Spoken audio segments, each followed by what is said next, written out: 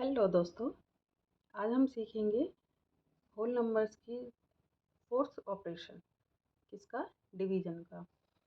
तो इसमें भी कुछ प्रॉपर्टीज़ होती हैं जिससे हम डिवीज़न करते समय होल नंबर्स का डिवीज़न करते समय हमको यूज़ कर सकते हैं, उनको याद रख सकते हैं ताकि डिवीज़न करने में हमको दिक्कत ना आए।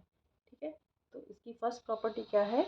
If two whole numbers are divided their quotient may or may not be a whole number. क्या मतलब है इसका? कि अगर हम दो नंबर्स को,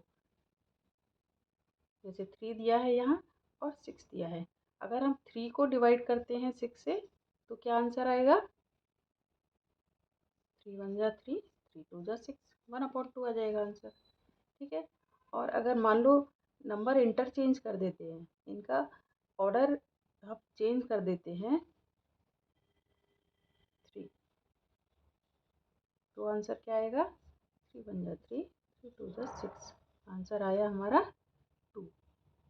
ठीक है, तो इसका मतलब है कि अगर हम इनके ऑर्डर्स चेंज कर देते हैं तो ज़रूरी नहीं है कि जो आंसर आए हमारा वो सेम ही आए। ओके,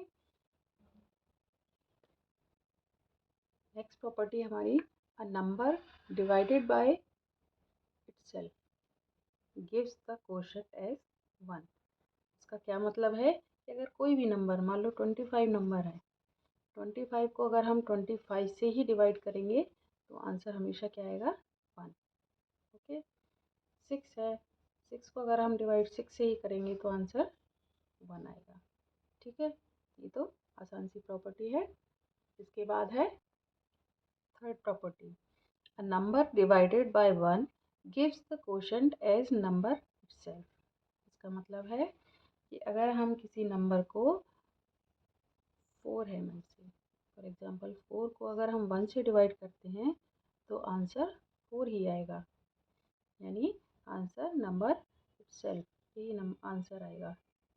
कोई नंबर 30 है, 30 को अगर हम 1 से डिवाइड करेंगे तो तब भी आंसर क्या आएगा हमारा? Same, number itself. Number itself का मतलब है कि जो जो डिविडेंड है वही आंसर आ जाएगा। ओके, इसके बाद है, नेक्स्ट है हमारी फोर्थ प्रॉपर्टी। क्या है? A multiplication fact of two distinct and non zero numbers gives two division facts. क्या इसका मतलब है कि अगर हम दो नंबर्स को मल्टीप्लाई करते हैं, यानी दो नंबर्स को अगर हम मल्टीप्लाई करते हैं तो उनका आंसर तो ज़ीरो आता है, ये तो हो गई मल्टीप्लिकेशन प्रॉपर्टी। ओके, लेकिन अगर आप इसी का अगर हम डिवीजन में फैक्ट्स देखें तो क्या होगा? इनके अलग अलग डिवीजन फैक्ट्स होंगे। अगर हम 20 को 5 से डिवाइड करते हैं तो आंसर क्या आएगा हमारा? 4। और अगर हम 20 को 4 से डिवाइड करते हैं तो आंसर हमारा आएगा 5। तो इस प्रॉपर्टी का यही मतलब है कि अगर दो नॉन ज़ीरो नंबर्स को अगर हम मल्टीप्लाई करते हैं तो उनके डिवीजन फैक्ट्स अलग अलग निकल के आएंगे। ओके, नेक्स्ट प्रॉपर्टी है, zero divided by any number gives the quotient as 0। For example, जैसे अगर हम 0 को डिवाइड करें 3 से तो आंसर हमेशा 0 ही आएगा। किसी भी बड़े नंबर से अगर 0 को हम किसी बड़े नंबर से डिवाइड करते हैं, मान लो 58 से डिवाइड करते हैं, तब भी आंसर 0 आएगा। ओके, और एक और चीज़ है डिवीज़न में, ये फैक्ट तो आपको पता ही होगा सब बच्चों को, कि जब डिवीज़न का हम चेक करते हैं तो उसका क्या फॉर्मूला होता है? Dividend is equal to divisor. Okay, divisor multiply by quotient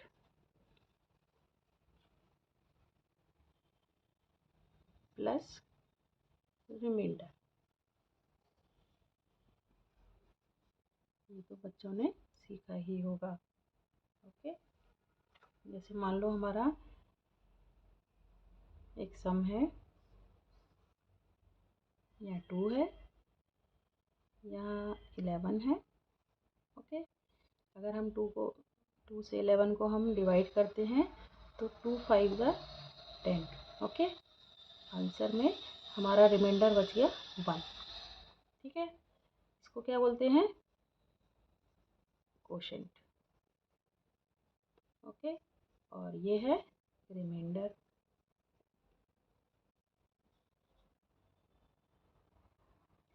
ये हमारा डिवाइज़र, और ये हमारा क्या है? 11 divided.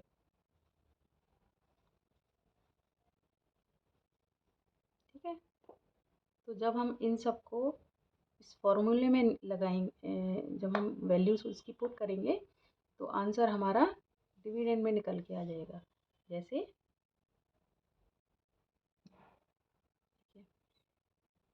11 is equal to, divisor क्या है हमारा? 2, कोशेंट हमारा आया 5, प्लस रिमाइंडर क्या आया? 1। ओके, 2 5 ज़ा 10 प्लस 1 इज इक्वल टू 11। इस तरह से हम डिवीजन के फैक्ट्स को चेक करते हैं। ठीक है, तो आज हम यहीं रुकते हैं। आई होप आपको के बेसिक्स समझ आए होंगे, होल नंबर्स के, उसके ऑपरेशंस क्या क्या होते हैं ये आपको समझ आए होंगे। अगर आपको अच्छा लगा हो, कुछ समझ आया हो, तो आप इसको लाइक कीजिए, शेयर करें और सब्सक्राइब करें। Thank you.